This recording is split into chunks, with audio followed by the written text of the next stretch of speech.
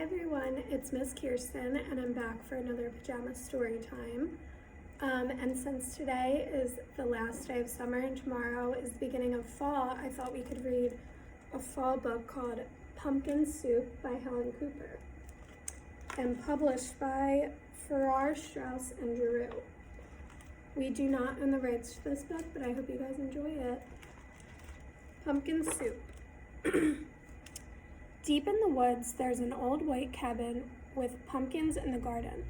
There's a good smell of soup, and at night, with luck, you might see a bagpiping cat through the window, and a squirrel with a banjo, and a small singing duck.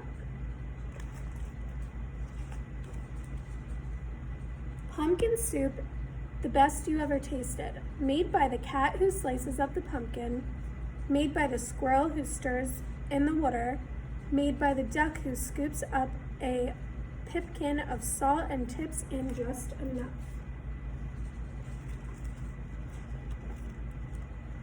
They slurp their soup and play their song, then pop off to bed in a quilt stitched together by the cat, embroidered by the squirrel, and filled with fine feathers from the duck.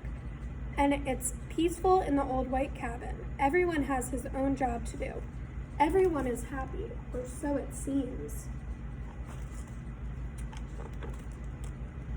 But one morning, the duck woke up early. He tiptoed into the kitchen and smiled at the squirrel's special spoon. "Wouldn't it be fine," he murmured, "if I could be the head cook?" He drew up a stool, hopped on top, and reached until his beak just touched the tip of the spoon. Kerplunk! Down it clattered. Then the duck trotted back to the bedroom, held up the spoon, and said, "Today it's my turn to stir the soup." "That's mine," squeaked the squirrel. "Stirring is my job. Give that back." "You're much too small," snapped the cat. "We'll cook the way we always have." But the duck held on tight until the squirrel tugged with all his might, and whoops! The spoon spun through the air and blooped the cat on the head. Then there was a trouble, a horrible squabble, a row, a racket, a rumpus in the old white cabin.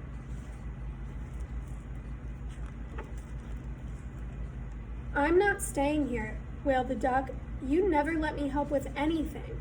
And he packed up a wheelbarrow, put on his hat, and waddled away. "You'll be back," stormed the cat, "after we've cleaned up." And the squirrel shook his spoon in the air. But the duck didn't come back. "Not for breakfast, not for lunch. I'll find him," scoffed the cat. "He'll be hiding outside." "I bet he's in the pumpkin patch." But the duck was not in the pumpkin patch. They could not find him anywhere. So they waited. All that long afternoon, the cat watched the door. The squirrel paced the floor. "That duck will be very sorry when he comes home," they muttered, but the duck didn't come home, not even at soup time. The soup wasn't tasty. They made it too salty. They didn't feel hungry anyway. They both sobbed over supper, and their tears dripped into the soup and made it even saltier. "We should have let him stir the soup," sniffled the squirrel. "He was only trying to help," wept the cat. "Let's go out and look for him."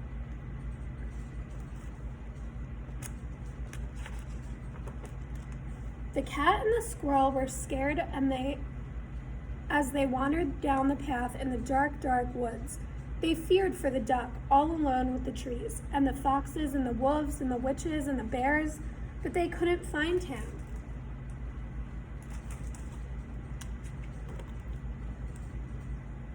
On and on they trudged until they reached the edge of a steep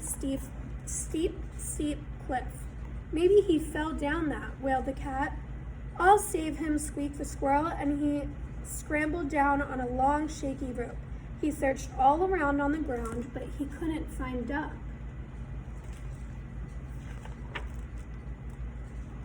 Then the cat whispered in a sad little voice, "Duck might have found some better friends." "He might," sighed the squirrel, "friends who let him help." And the more they thought about it as they paddled back, the more they were sure they were right.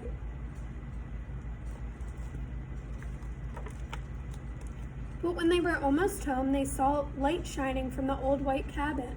"It's Duck!" they shrieked as they burst through the door, and the duck was so happy to see them. He was also very hungry, and though it was late, they thought they would all make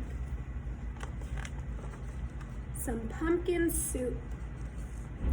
When the duck stirred, the cat and the squirrel didn't say a word, not even when the duck stirred the soup so fast that it slopped right out of the pot, not even when the pot got burnt. Then the duck showed the squirrel how to measure out the salt, and the soup was still the best you ever tasted. So once again, it was peaceful in the old white cabin, until the duck said, "I think I'll play the bagpipes now." The end. I hope you guys enjoyed it, and happy last day of summer.